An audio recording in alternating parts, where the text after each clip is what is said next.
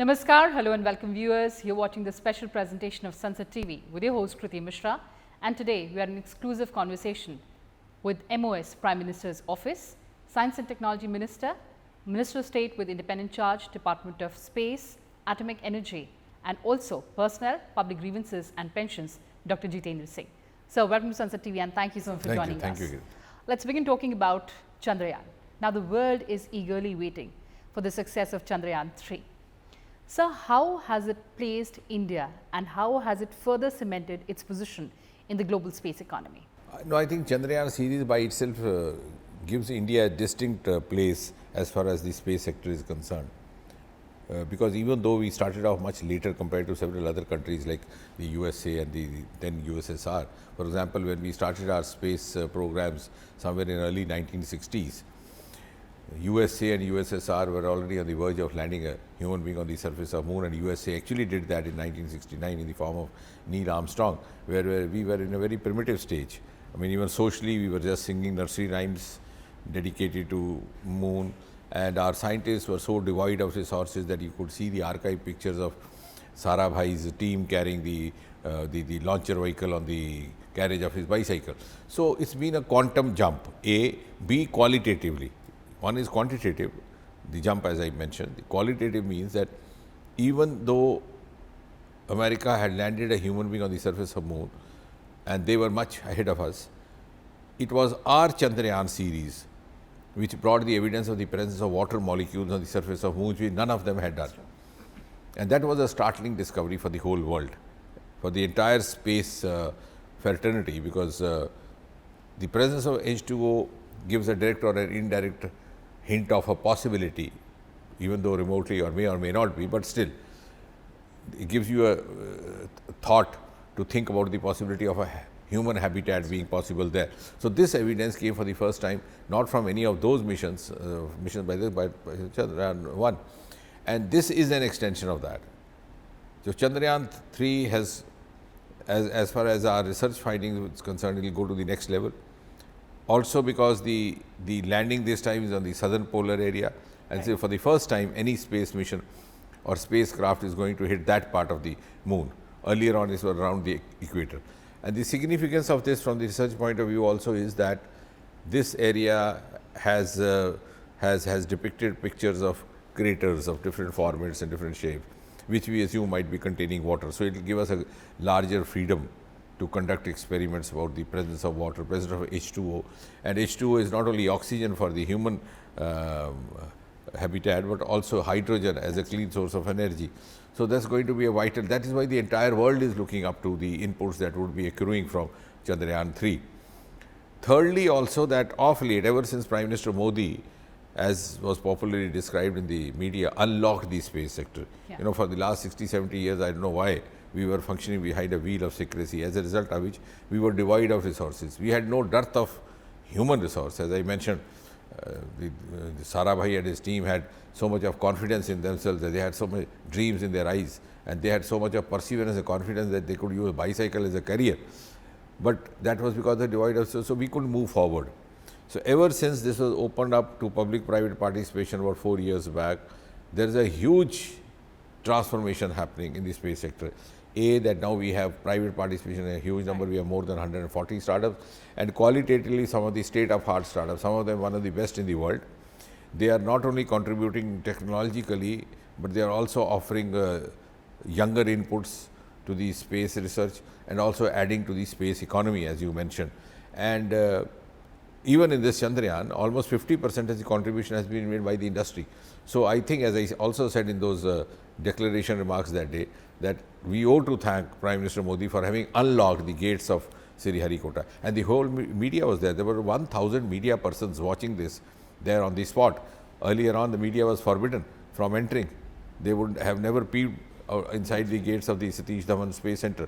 So, we have actually followed the mantra of integrated approach, as Prime Minister Modi always keeps reiterating, whole of government, and I would say whole of government plus whole of nation.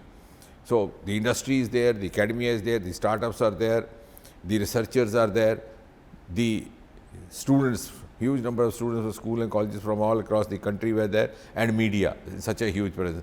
So, because then all of them feel that it's their they own it, they are the stakeholders, and in one way or the other they contribute to it. Absolutely, sir. And as you said that Chandrayaan 3 will open new vistas for us. But going ahead, sir, and talking about the foreign satellite launch. Now, out of the 424 satellite launches in India so far, 389 alone were in last 9 years. Absolutely, absolutely. Sir, going ahead, what are the opportunities for India in space commercial sector? No, I think you rightly mentioned, but in a single sentence, I would rather sum it up saying that very soon space economy is going to be a very important component of the Indian economy in future. So next 25 years, as we look into the Amrit Kaal, of course, how is India going to rise to that pedestal? Of course, there has to be some value addition to the economy. Where is that value addition going to come from? It's going to come from the unexplored resources. Unexplored resources besides space is, for example, the Himalayan resources. It is this government which initiated Aroma mission, lavender cultivation. Prime Minister spoke about it in Mann Ki Baat for about 6-7 minutes. Nearly 3,000 agri startups have got into it. They are making fortune out of it. The other avenue is the coastal area. We have 7,500 kilometer long coast, longest in the world. And thereby also Prime Minister spoke about deep sea mission from the ramparts of the Red Fort in his. So these are the areas which were inherent to India, which were exclusive to India, which were India's exclusive heritage assets, but not explored. But they are very wealthy, very rich. This is one aspect. The other is the cutting edge technology, the neo technology, which includes space. Nobody took us seriously as far as space is concerned. As I told you, when they were on the verge of landing on moon, they thought of us as someone who could only sing folklores and folk songs about moon. Today, our inputs are being utilized by NASA. Not only that, many of the boys and girls working in NASA, the premier institute of America, are the pass outs from our Trivandrum Institute, which is one of the world's premier space teaching institute now. And therefore, space has not only given us a place of esteem in the world arena, it is also adding to economy. And as you said, 90% of the satellite foreign satellites were launched in the last 9 years, and they are from all those countries which were ahead of us. We have, even from USA, for example, we have earned more than nearly $250 million by launching their satellites. Yeah. So there was a time when everybody looked up to USA for cues in space. Today, we are in a position to provide them facility. So that is our position. Similarly, in the recent visit of Prime Minister Modi to Washington DC, one of the agreements solicited Indian astronaut to accompany to their international space station, because they believe that our astronaut would be able to add value to them. So now we are equal partners, even with those who thought they were ahead of us, or the world thought they were ahead of us. And similarly, they are also adding to our economy. We have almost all the major countries from Europe whose satellites are being launched. Incidentally, this happens to be the year of G20. Yeah. Virtually all the G20 countries are using our launching facilities for their satellites, whoever are producing. And I think roughly in the years to come, we could be a 1 trillion space economy. Absolutely, sir. And since you mentioned about G20, during our presidency, so what are the opportunities for us for forging bilateral partnership in the space sector? What are the priorities for the government during our presidency as far as space sector is concerned?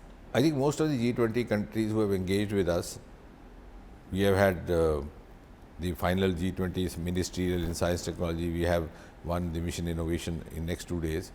All of them have shown interest in India's space missions, and they want to somehow pick up cues from us, also want to collaborate, and also want to be led by us. So now India under Prime Minister Modi is being seen as a country or a nation which could lead the rest. I think that is also a change, and they are ready to be led. Now it's up to us how far we can lead them, how far we have the capacity to lead them. That is, and everybody has to contribute to that. As Prime Minister Modi said, that citizen kartavya in the Panch Mantra. So that way, I think space is one sector which has not only fascinated all the G20 countries, which has also motivated them to believe that India is possibly the best to partner with. Now here also we are among the 4 after Soviet Union, or Russia, and USA and China, and we are the most likable or preferred partners. That is one thing. The other is that most of the countries do not have the kind of facility that we have. So they are also keen to send their researchers, their scholars And incidentally, the manner in which the esteem of India has gone up under the Modi regime in the last 8-9 years, many of Indian diaspora want to come back. And you'll be glad to know, and I think this is also an occasion to share through your medium, that we have very recently launched a program called Vaibhav, that is Vaishmik return program for the Indian diaspora who want to come back and collaborate, or the Indian young scientists who had gone out few years back, with a possible sense of desperation that there were not enough opportunities before 2014, but now they want to come back. So we have launched programs in order to link them with the Indian institutions over here, so that they could also carry forward their work within India and enriching both India as well as their own resources. Absolutely, sir. And also you made a very important point about private partnership. Now, according to 2021 Space Tech Analytics, India was the 6th largest player and had 3.6% companies, the space tech companies. Sir, you've often talked about leveraging the private partnership in the space sector. We also saw the space policy. Going ahead, how do you further want to cement this relationship between ISRO and private companies? No, I firmly believe that if we have to grow beyond this, the demarcation between private and public has to be done away with. And in the times to come, there is nothing going to be like private or public, because we have to move on very wholesomely, holistically. And it's not out of any luxury, it's the only option now available. And just as you saw the magic happening just in 4 years, the space sector in India has undergone a dramatic change. I mean, till about 5 years back, it was hardly discussed. If there was a launching in Sriharikota, there was a remote corner in a newspaper which somebody read, some not read, and that too, if there was a mishap, it would be read. Now there is so much of mass interest. That's because we have opened up to all the stakeholders, including the private. So it has to be academia, research, startups, industry, and industry right from beginning. I firmly believe this industry linkage with startups has to be from day one, because that would ensure sustainability of startups, because otherwise you would not be able to sustain them, because unless you link them with a lucrative source of livelihood. And I am glad to share with you, the last 3-4 years, we have had a huge private participation with ISRO. That's right. And they are drawn from all parts of the country. We have startups right from the northernmost states of India, down of course south it was already there. The space was technology was more popular compared to now. And they are coming out with some wonderful ideas, and some of the projects are the first of its kind in the world. We have the Sky Route, we have the Angan. So I think, and now they are, earlier on, most of the startups were venturing into rockets launching. That's right. Now they are also trying to get into translational technology, how to transfer use the technology in other ways. The space scrap is one of the latest areas where you are, you address the concern about scrap all along because of all the satellites and rockets in the sky, and we are getting offers of startups there also. So I think they are ready to contribute to India's space economy and thereby the overall economy of India, so that India, I am sure, is going to assume a global, it's already become a global player, it is going to be a global leader. And the ascent to that, when you say 2047 India will be top, yes, I would rather have the confidence and courage to say that ascent has started via space. That journey of ascent has begun through space. So that's a very interesting way to put it ahead. But sir, again talking about the policy, we had the space policy 2023, but there is a sense that perhaps it has to be followed by a suitable legislation. We also had the draft space activities bill, which of course lapsed with the outgoing Lok Sabha in 2019. Sir, do we see a new bill?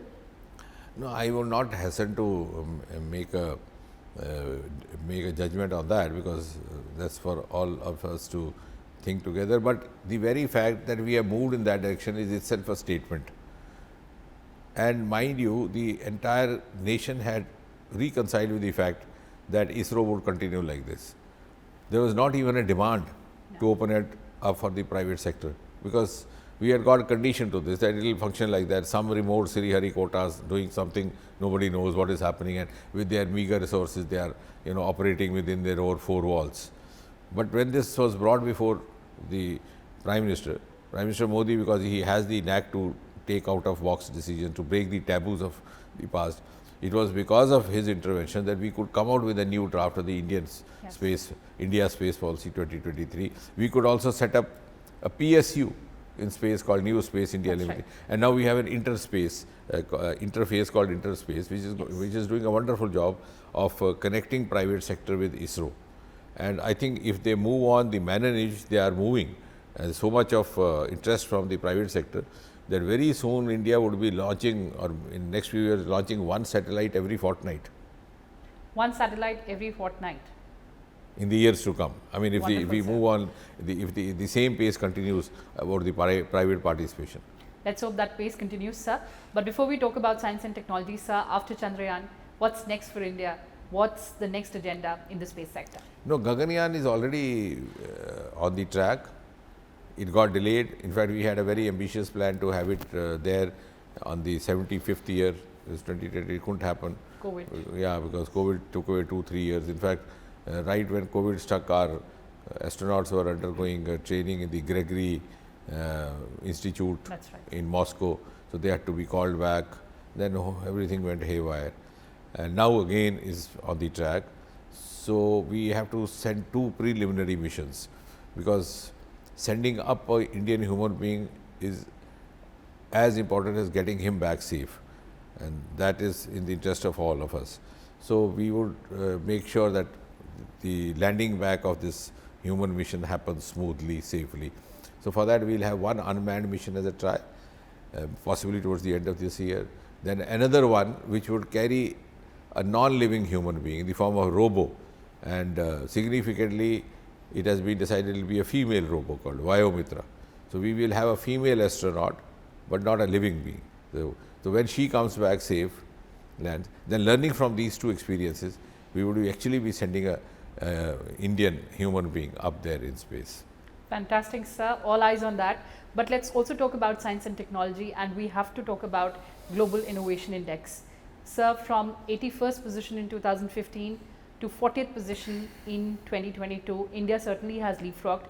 But sir, our investment in R&D, that perhaps is an area of concern. So we spend only 0.7% of our GDP. Look at Israel, it spends 4.5%. How do we better that situation? No, I think that too has been taken care of in the last 9 years. Our budget allocations have increased more than 100%. More than 100%. I have the exact figures, both in DSC, Department of Science and Technology, Biotechnology, and CSIR. If it was just, for example, if it was 1,000 crore somewhere, it is now almost 10,000 crore. So that is one part. The other part is that opening up to the private sector also reinforces our finances, our resources. So that is the second part. The third part is that, as I said, we had huge talent here waiting to happen, but the milieu was not enabling.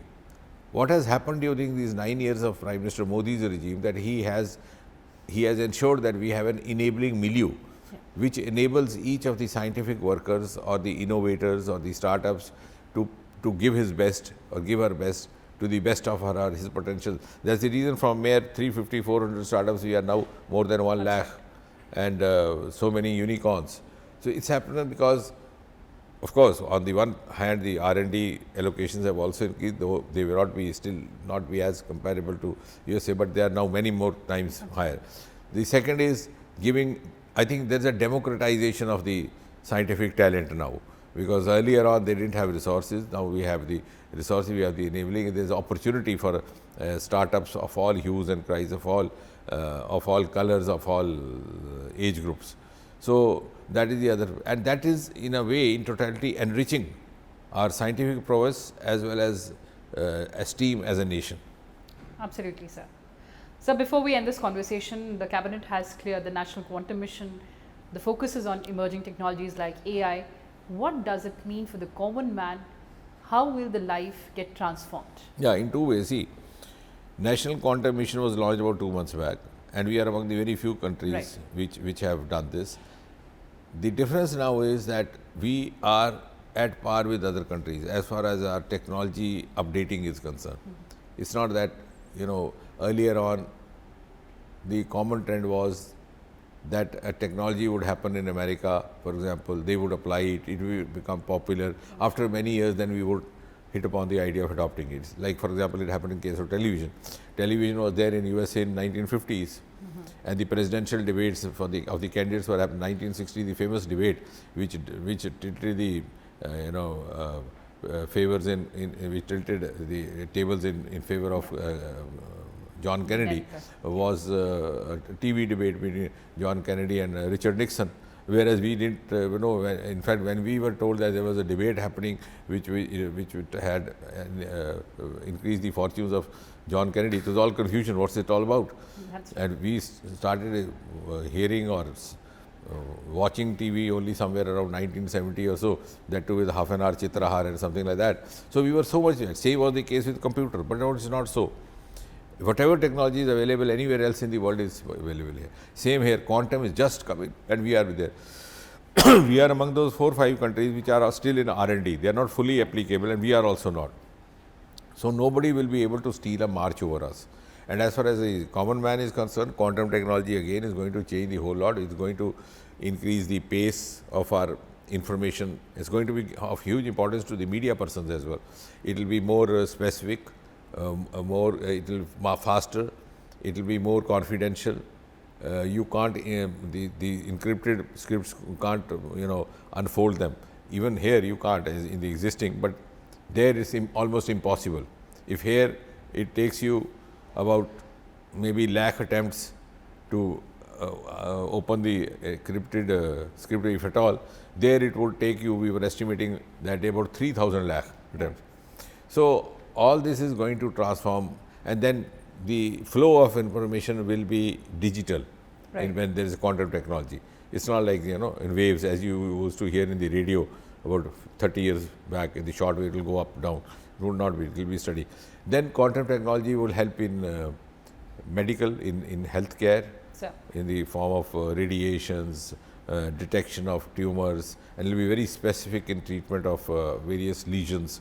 So it's going to help security, defense, huge contribution of. So I think it's going to transform the entire approach towards a technology-driven way of life. Absolutely, sir. Let's hope for that paradigm shift that we have in our country. But thank you so much for sharing your perspective with us. Thank you so much for talking to us. I enjoyed it. Thank you. Well, viewers, that's all we had for you in this edition. Thanks for watching and stay tuned to Sansad TV. Goodbye for now from my side.